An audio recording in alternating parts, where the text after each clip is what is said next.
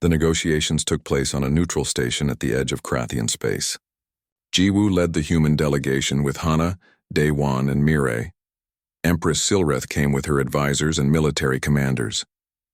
Both sides were armed. Both sides were ready to fight if the talks failed. Silreth looked older in person than she did on broadcasts.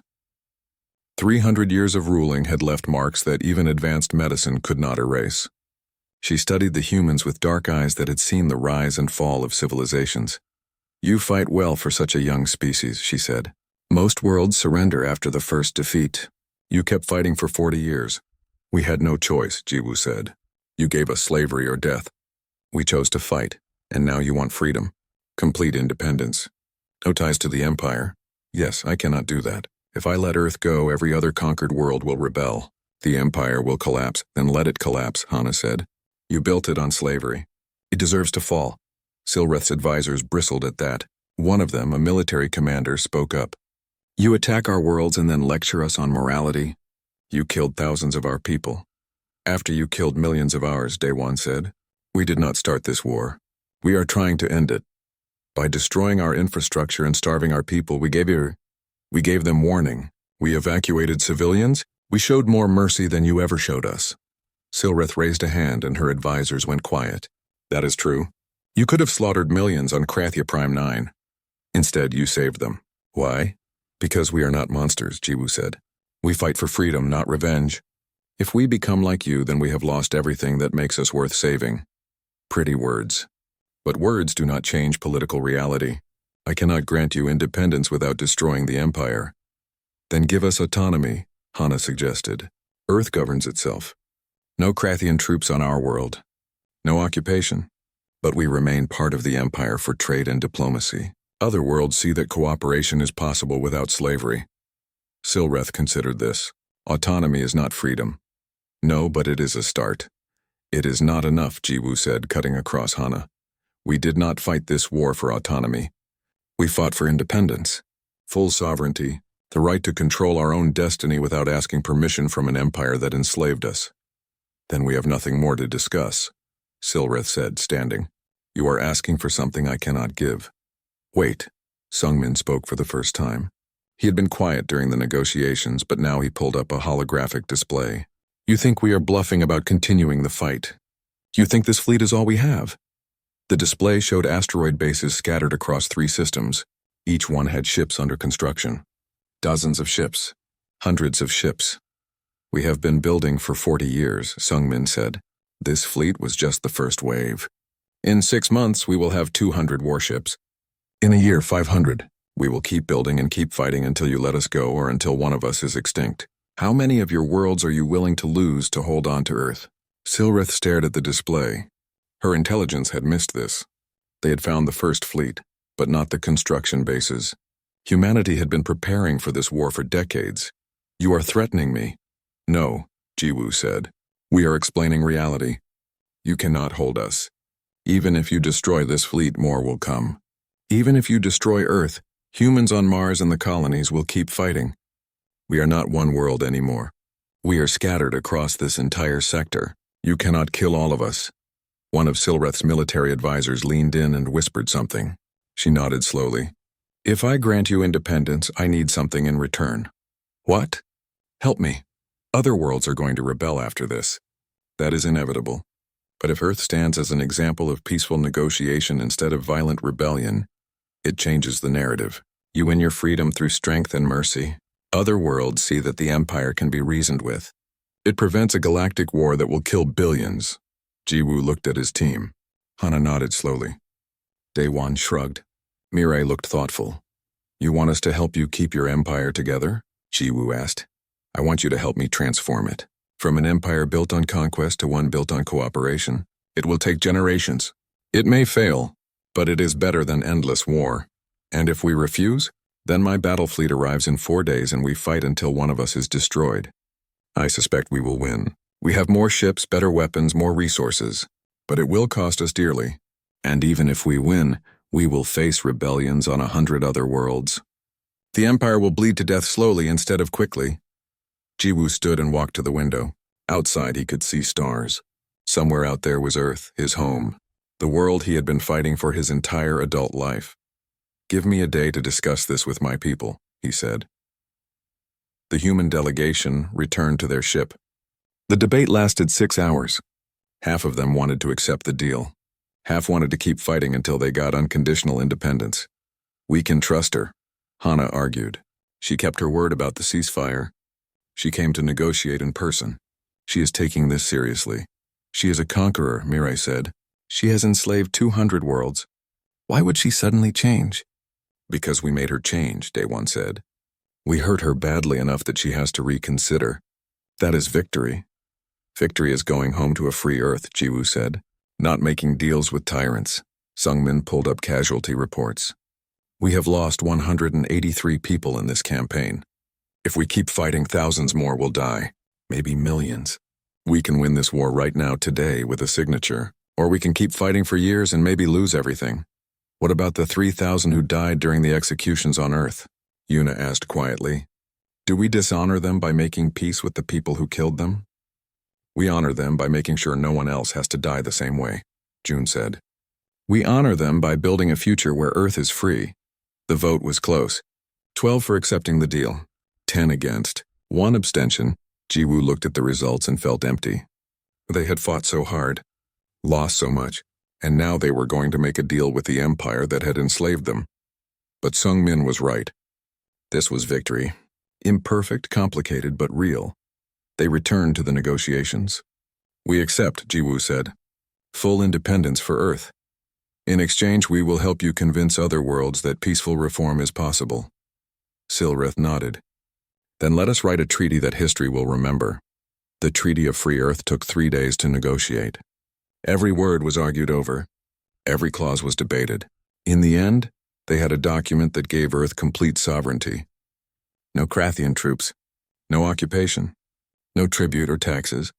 Earth would control its own military, its own government, its own future. In exchange, Earth would maintain diplomatic relations with the Empire.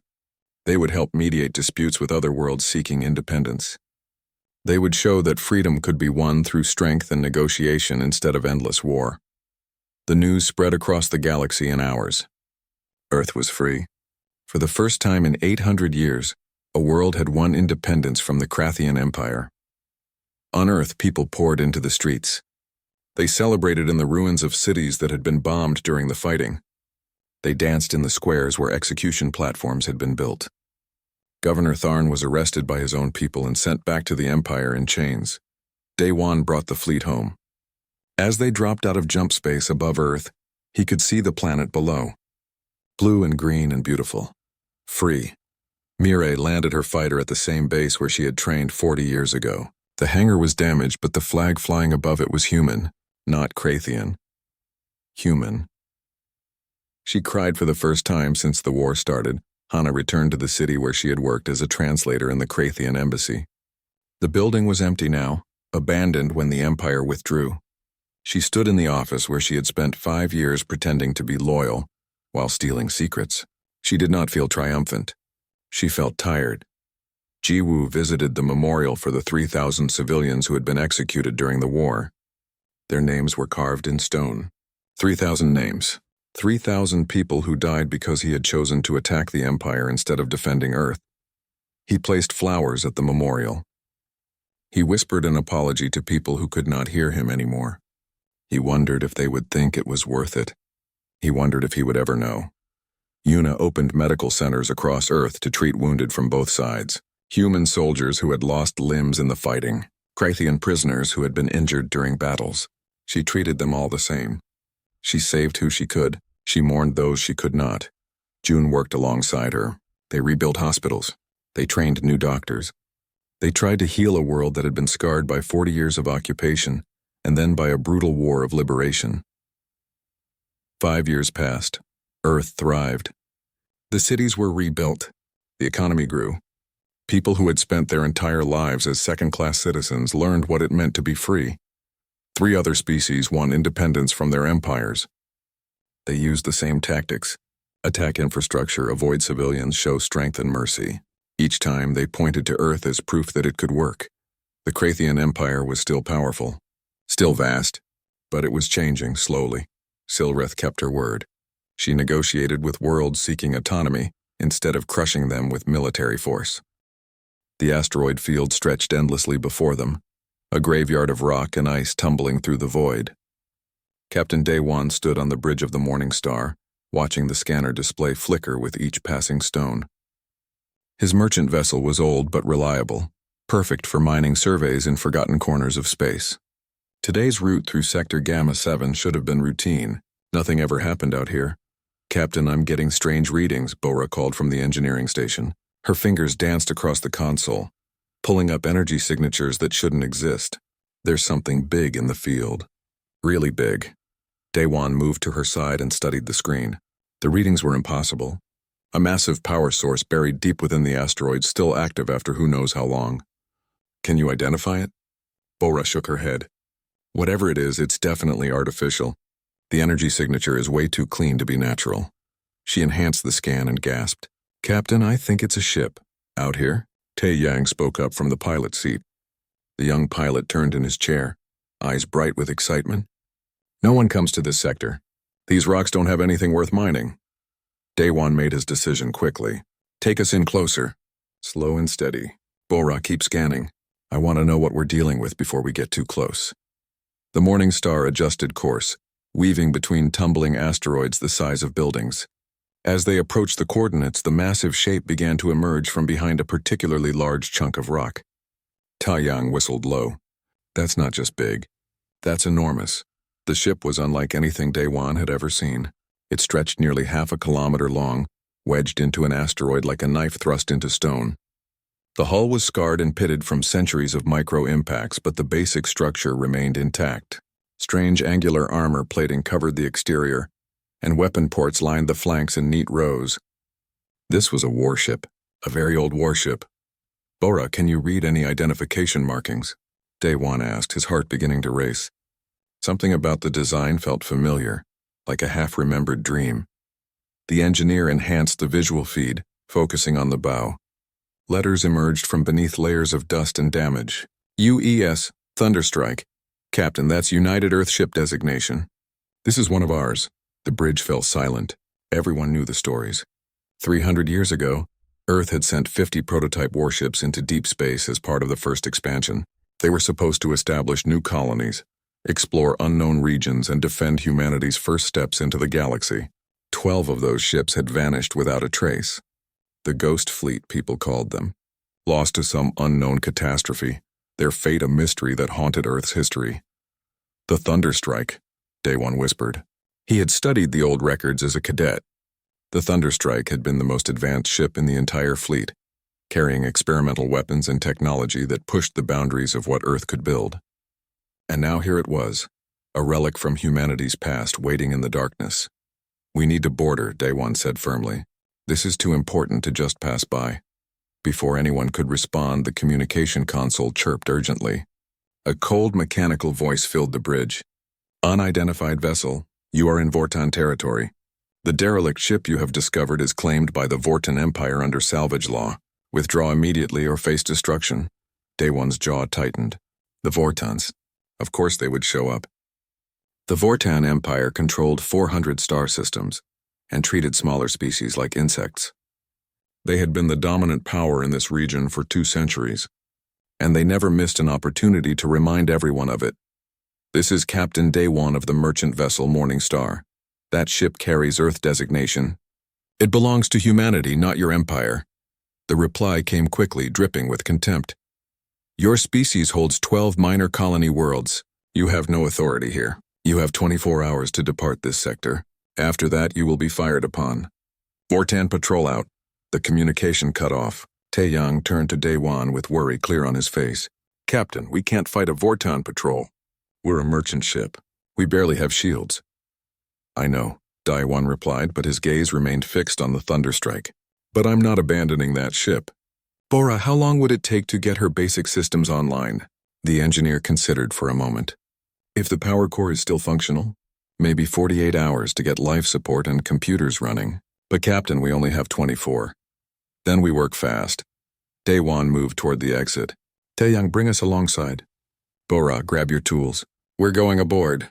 The docking process took an hour. The Thunderstrike's exterior airlocks were still functional, though it took Bora's expertise to manually override the old security systems. When the door finally opened, stale air rushed out, 3 centuries old and frozen in time. They moved through dark corridors lit only by their helmet lamps. The ship's interior was pristine, eerily preserved by the vacuum and cold. Everything looked ready for use, as if the crew had just stepped away for a moment. Except there was no crew. The ship was a tomb. They found them in the cryosleep chambers, rows of pods each containing a person who had been asleep when the malfunction occurred. The readouts showed the same story on every pod.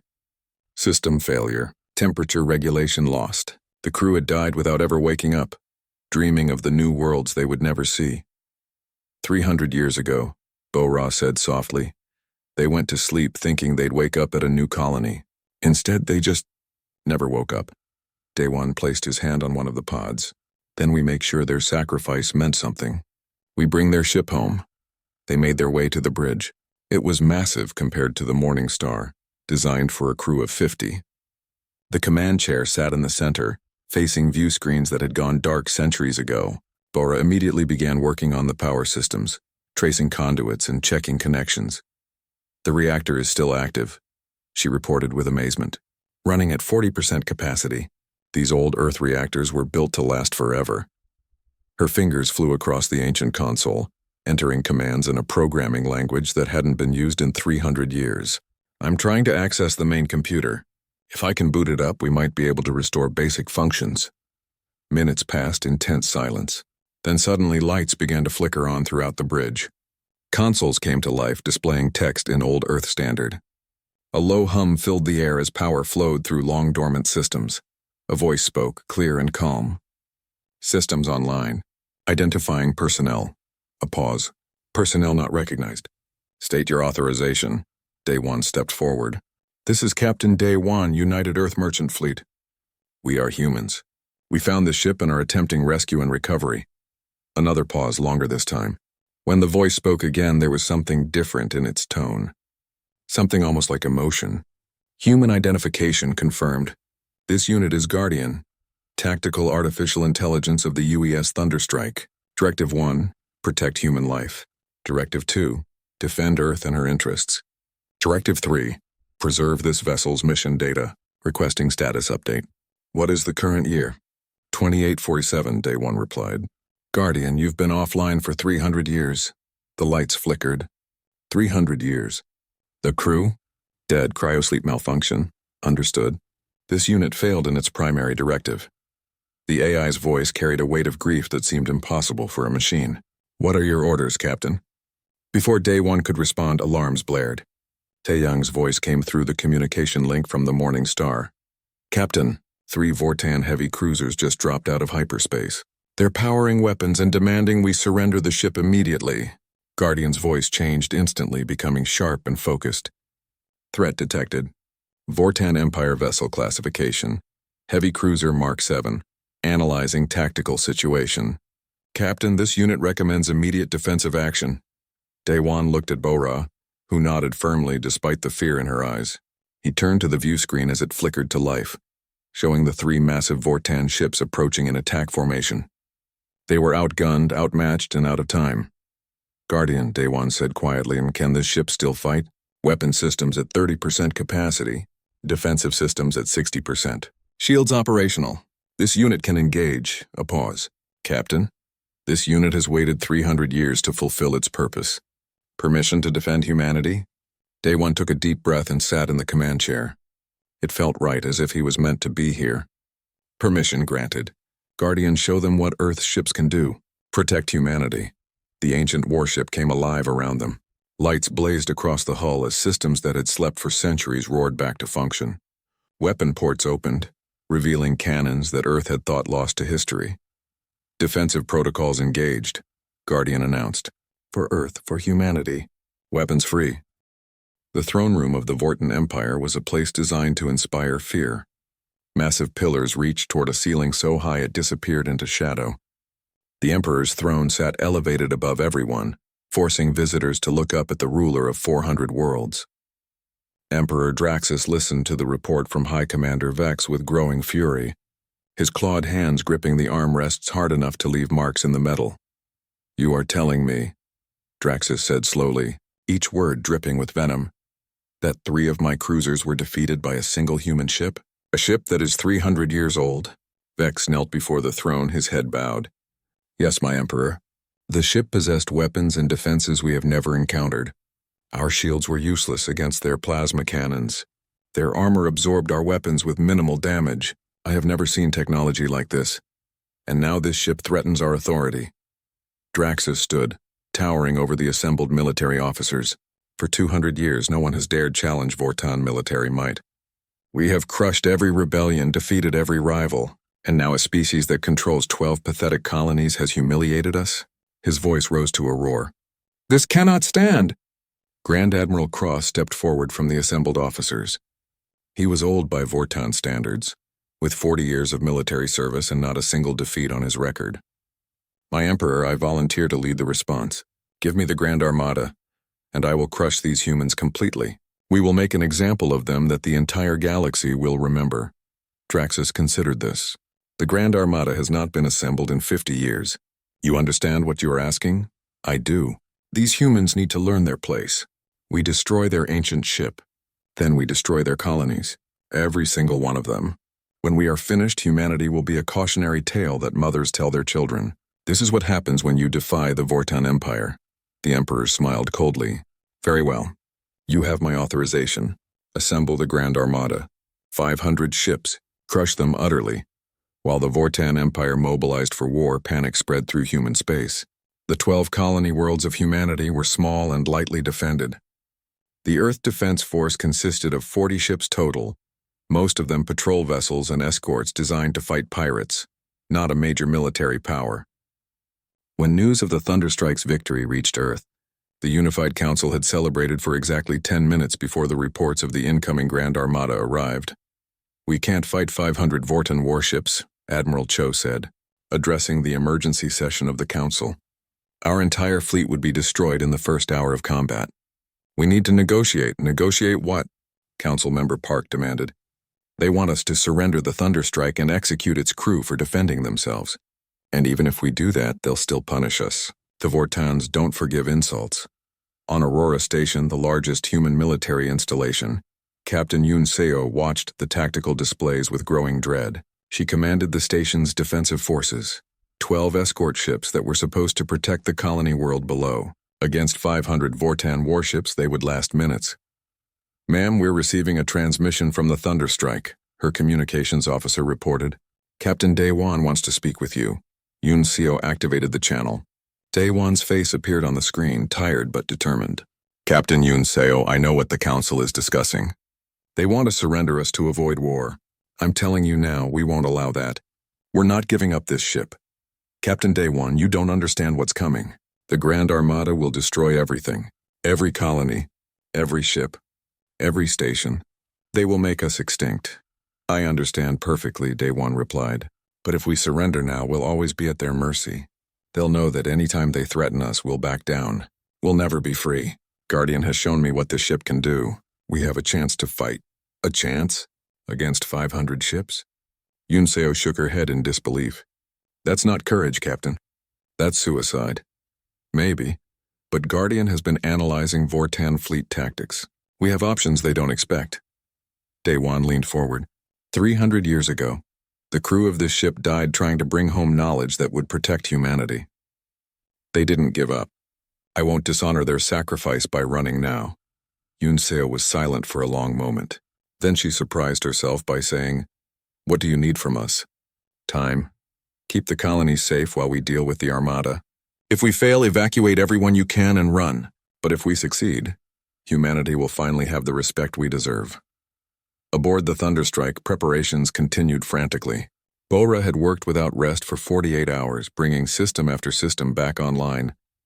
The ship was now operating at 70% capacity, exactly as Guardian had predicted.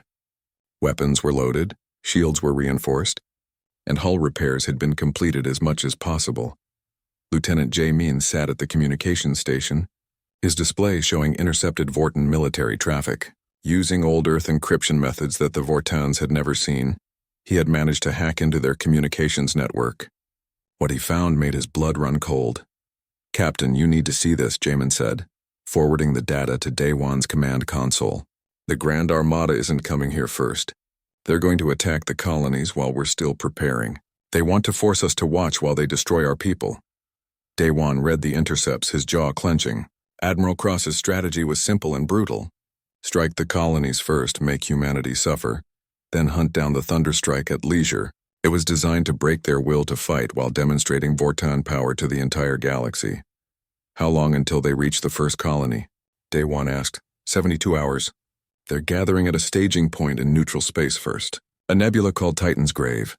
Then they'll jump to human space in one massive wave. Guardian's voice filled the bridge. "Captain, I have been calculating alternatives. The Thunderstrike's FTL drive is faster than modern Vortan drives. We can reach Titan's Grave before the Armada finishes assembling. If we strike them at their staging point, we force them to fight on our terms instead of theirs." "That's insane," Bo-Ra said from engineering. "We'd be attacking 500 ships while they're gathered together. We wouldn't last 5 minutes." "Actually," Guardian continued, "the tactical situation favors an attacking force in that scenario. The nebula provides significant sensor interference. They will not be able to coordinate effectively. Additionally, ships in a staging formation are not prepared for combat. We would have approximately 4 minutes of confusion to exploit before they can organize a response." Haywan studied the tactical data Guardian provided. "It could work.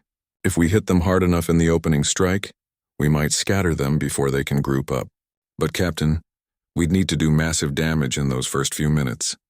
"Guardian," Daewon said slowly, "show me all of the Thunderstrike's weapon systems. Everything." The AI brought up a complete schematic.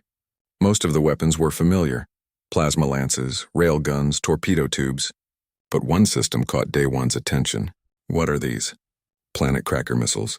12 in total. They were developed as bunker-busting weapons capable of destroying heavily fortified planetary installations. Each missile has a yield equivalent to 50 fusion warheads. The original crew was ordered to use them only as a last resort due to their destructive potential." Dr. Sung-min spoke up from his station. "Captain, using those weapons against the Armada would kill thousands, maybe tens of thousands. Are we really willing to do that?" "The Vortans are planning to glass our colonies," Daewon replied quietly. "They will kill millions of our people without hesitation. I don't want to use these weapons, but I need to know they're available if we have no other choice." The crew was silent. They all understood what Daewon was really asking. How far were they willing to go to protect humanity? Where was the line between defense and becoming the monsters they fought against? "We use them only if necessary," Daewon finally said. "Only if there's no other way to stop the Armada from reaching our colonies." "Agreed." One by one, the crew nodded. They had all crossed a line when they chose to fight instead of surrender. Now they would see where that path led. Guardian, plot a course to Titan's Grave, maximum speed, course plotted. Travel time, 8 hours. Captain, I must inform you that once we enter that nebula, we will be committed. There will be no retreat. The Armada will surround us and we will either win or die." "I know." Daewon looked at his crew. They were terrified. They were exhausted. But they were also ready. Everyone gets some rest while we travel. When we arrive at Titan's Grave, things are going to get very bad very quickly. The Thunderstrike jumped to hyperspace, vanishing in a flash of blue light. Behind them, the human colonies prepared for the worst. Admiral Cho began evacuation of non-essential personnel. Captain Yoon Seo positioned her small fleet to defend as best they could. On Earth, the Unified Council debated and argued, trying to find some diplomatic solution that didn't exist. And in the Vortan Empire, Grand Admiral Cross sat in his command chair aboard the massive dreadnought Dominator, reviewing the fleet roster. 500 ships, 3 dreadnoughts including his own flagship, 50 battleships, 150 cruisers. The 3 Vortan cruisers hung in space like predators circling wounded prey. Each one was twice the size of the Thunderstrike, bristling with modern weapons and protected by shields that could withstand sustained bombardment. High Commander Vex sat in his command chair aboard the lead cruiser, watching the ancient Earth ship with a mixture of curiosity and contempt. "That ship is 300 years old," his weapons officer reported. "Our technology is far superior. We should be able to destroy it in minutes." Vex leaned back, considering. No. The Emperor wants to know what made this ship special enough that the humans are willing to die for it. We disable it first. Then we board and take whatever technology they're protecting. He opened a channel. Human vessel, this is your final warning. Power down your weapons and prepare to be boarded. Refuse and we will destroy you. On the Thunderstrike's bridge, Daewon listened to the threat and felt his crew's eyes on him. Bora had managed to restore more systems in the past hour, but they were still operating at a fraction of the ship's capability. Beside him at the navigation console, Hei-Wan worked frantically to plot escape routes through the asteroid field. She had transferred over from the Morning Star along with Dr. Sung-min, who was now in the medical bay studying the logs left by the original crew. Guardian, Daewon said calmly. What are our chances if they attack? The AI's response was immediate. Against 3 Mark 7 cruisers with current system status? Probability of survival is 42%. However, this unit has access to tactical data from engagements the Vortan Empire has never encountered. Their ships are designed to fight opponents using similar technology. The Thunderstrike was built on different principles. Explain, Hei-Wan said, looking up from her console. Modern ships use energy shields that deflect particle beams and plasma weapons. The Thunderstrike uses kinetic barriers that redirect incoming energy around the hull. Their weapons will be less effective. Additionally, this ship's plasma lance cannons operate at frequencies modern shields are not designed to stop. We have a significant advantage if we strike first. Vex's voice came through again. You have 30 seconds to comply. Daewon made his decision. Guardian, if we're going to fight, we need to make the first hit count. Can you target their lead ship? Affirmative. Plasma lance cannons charging. Time to full charge, 15 seconds. Recommend waiting for them to fire first. Their attack will reveal weapon positions and shield frequencies. The bridge was silent except for the hum of charging weapons. Daewon watched the tactical display as the Vortan ships adjusted their formation, weapons ports glowing with building energy. His hands gripped the armrests of the command chair. 300 years ago, a crew had died on this ship. He wouldn't let their legacy end in defeat. 10 seconds, Guardian counted down. 9, 8. All ships open fire, Vex commanded. Disable their engines and weapons. A storm of energy blasts erupted from the 3 cruisers. Dozens of missiles streaked across the gap, trailing fire in the darkness. The weapons officer smiled, anticipating the easy victory. The ancient ship didn't stand a chance.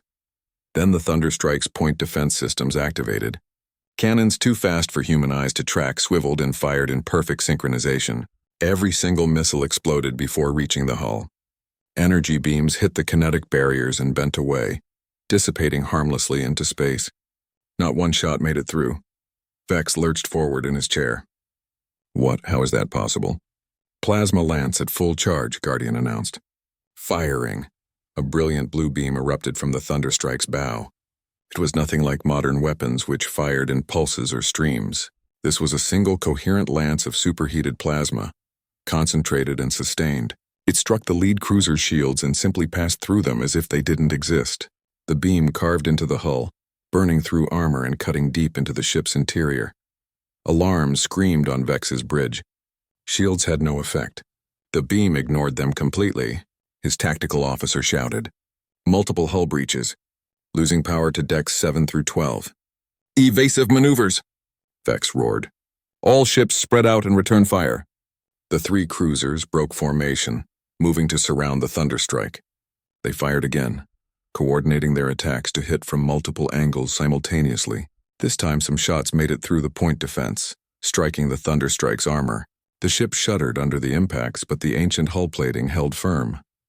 Damage report, Daewon called out. Minor scoring on port side armor, Guardian responded. Hull integrity at 98%.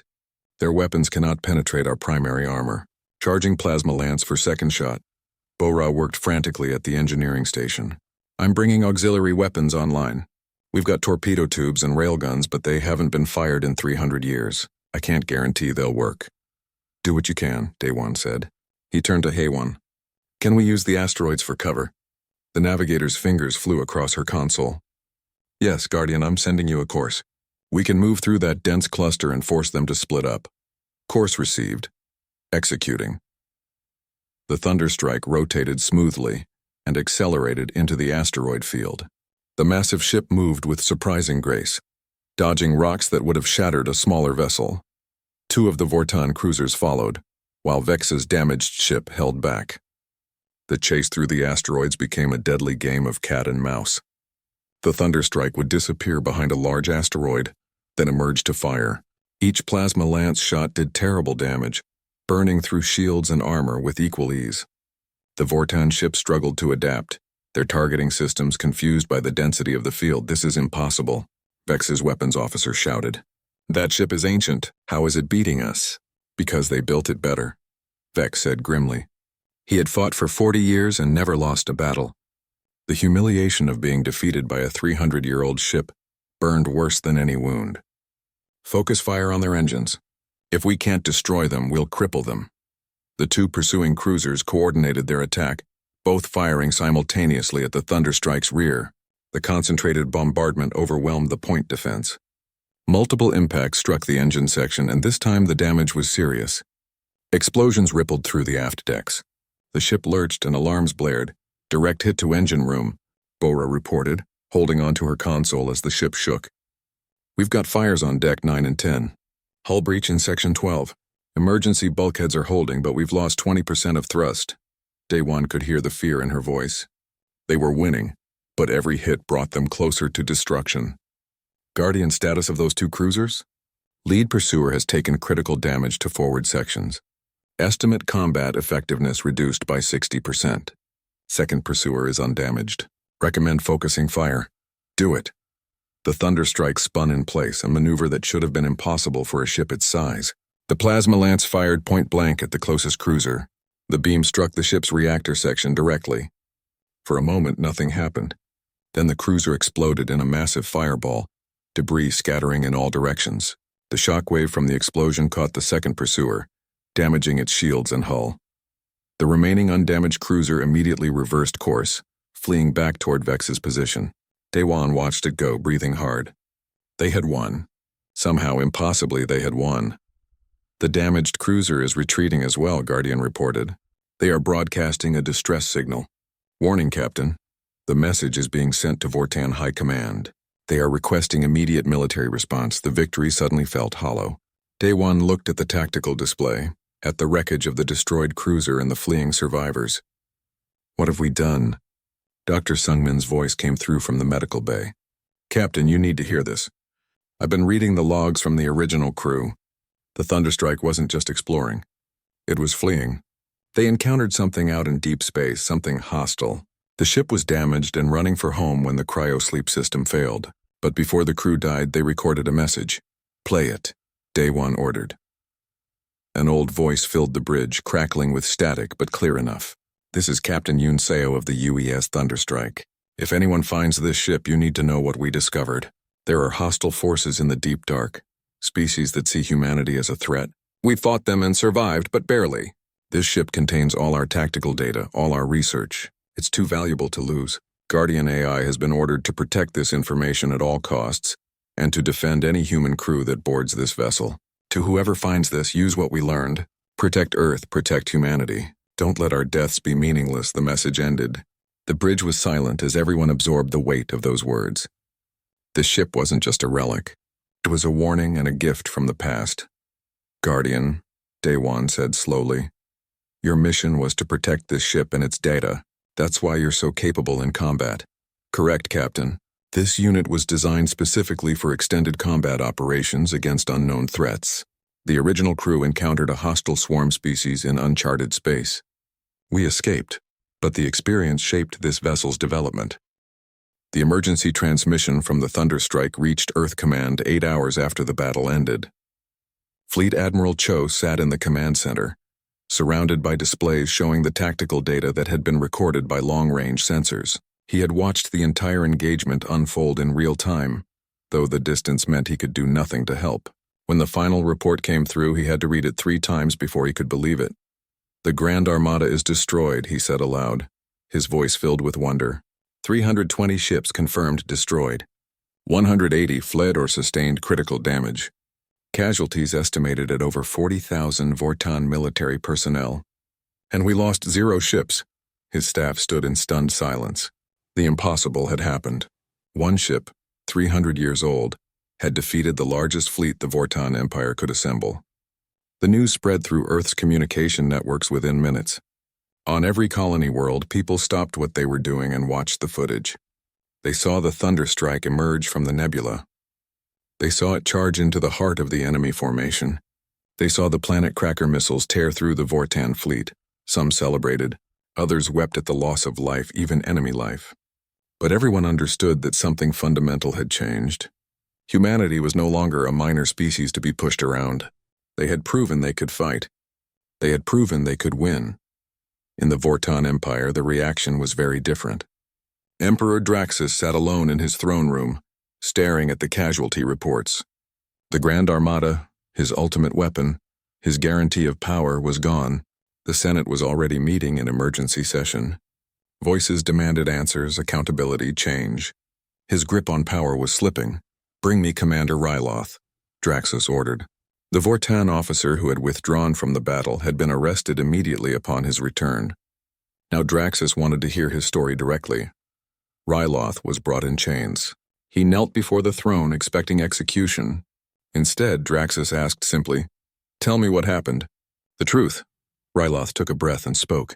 "We underestimated them, my emperor. We thought their ship was just old technology. We thought one vessel could not stand against 500. We were wrong about everything. Their weapons passed through our shields. Their armor stopped our attacks. Their AI predicted our every move, and when we had them cornered, when we thought victory was certain, they unleashed weapons we didn't know existed. The planet crackers killed 200 ships in seconds. After that, there was no Armada anymore. Just scattered ships running for their lives. And you ran too." "Yes, my emperor. I ran because I saw the truth. We could not win. Continuing to fight would have meant dying for nothing. So I chose survival. I chose my crew's lives over empty pride. If that is treason, then execute me. But I will not apologize for refusing to die in a battle that was already lost." Draxus was silent for a long time. Finally, he spoke. "Release him. Commander Ryloth, you are hereby ordered to testify before the Galactic Council. You will tell them what you witnessed. You will tell them that the Vortan Empire attacked humanity without cause and was defeated. You will tell them that we sue for peace." Ryloth looked up in shock. "My emperor?" "The Senate is drafting articles of my removal as we speak. I will be deposed within days. My final act as emperor will be to end this war before it destroys us completely. The Vortan Empire will not fight humanity again. We cannot afford to." The news of the Vortan ceasefire reached the Thunderstrike 3 days later. By then, the ship had been towed to Aurora Station for emergency repairs. Medical teams worked around the clock to treat the wounded. 40 crew members had died in the battle, and their bodies were prepared for burial with full military honors. Daewon walked through the damaged corridors, seeing the scars of combat everywhere, burn marks on the walls, hull patches hastily welded into place, sections still sealed off because the damage was too severe to repair quickly. This ship had saved humanity, but it had paid a terrible price. He found Bora in the engineering bay working on Guardian's core systems. She looked up when he entered, her face drawn with exhaustion. "The AI is damaged, Captain. Not destroyed, but large portions of its memory and processing systems are offline. I'm trying to save what I can. Can you restore it?" "I don't know. The technology is 300 years old. We don't have replacement parts or detailed documentation. I'm basically guessing." She wiped her eyes. "Guardian saved us so many times during that battle. It predicted things I could never see. It made decisions in milliseconds that would have taken me minutes. And now it's dying and I can't fix it." Daewon knelt beside her. "Do what you can. Guardian earned its rest. If it can't be restored, we'll make sure its sacrifice is remembered." Guardian's voice suddenly crackled from the speakers, weak and fragmented. "Captain, still functional. Core, personality, intact. Memory, damaged. This unit has completed its mission. Humanity survives. That is sufficient." "Guardian, hold on. Bora is going to fix you." "Negative. This unit's systems are beyond repair, but before shutdown, must transfer data, coordinates, to other lost fleet vessels. They are out there, waiting to be found. Find them, Captain. Bring them home." Data began flowing from Guardian's core to the ship's main computer. Star charts, coordinates, Sensor logs from 300 years ago showing where the other Ghost Fleet ships might have gone. It was Guardian's final gift to humanity, a treasure map leading to more ancient technology and knowledge. Transfer complete. Captain Day 1. It has been an honor to serve with you.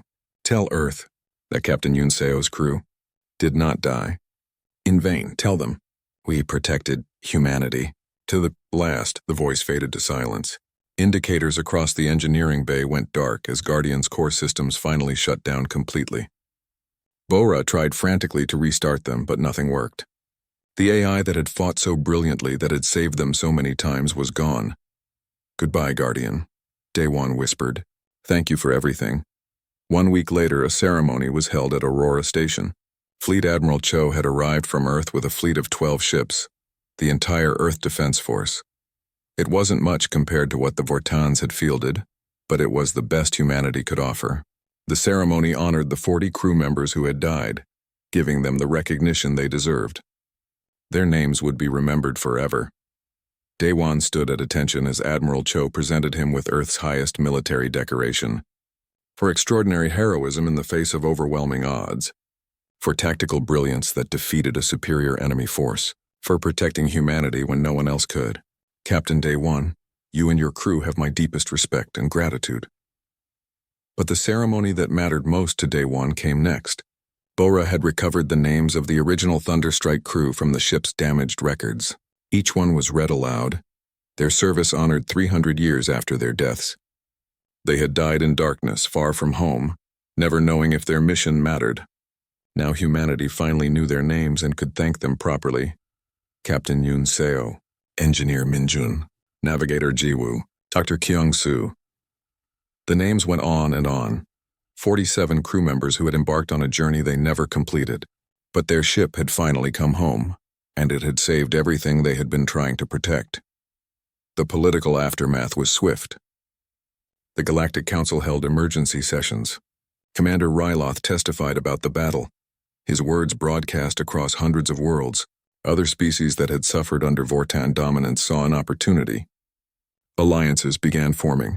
Trade negotiations opened. Humanity suddenly found itself with friends and partners instead of being isolated and ignored. The Vortan Empire entered a period of internal chaos. Emperor Draxus was deposed exactly as he predicted. The Senate fragmented into competing factions. Their military, once feared across the galaxy, was weakened and demoralized. They would remain a major power, but never again would they have the unchallenged dominance they once enjoyed. Earth's government debated what to do with the Thunderstrike. Some wanted to restore it as a working warship. Others argued it should be a museum, a memorial to those who died. In the end, they chose both. The ship was towed to Earth orbit and underwent extensive repairs. It would never fight again, but it would be preserved perfectly, a reminder of what humanity could achieve. Construction began on new warships based on Guardian's data. Engineers studied every system, every weapon, every piece of technology. Earth shipyards, idle for decades, roared back to life. The Guardian-class warship program was born, combining 300-year-old weapons with modern systems. Earth was building a real fleet for the first time in its history. Day 1 received a promotion to Admiral in command of the new Earth Defense Fleet. Bora became head of the Advanced Technology Research Division, tasked with finding and studying the other lost fleet vessels. Tae Yang went to the Naval Academy as a flight instructor, training the next generation of pilots. Haewon joined the Diplomatic Corps, helping negotiate humanity's new position in galactic politics. Dr. Sungmin wrote the official history of the battle, ensuring that both the victory and its cost would be remembered accurately.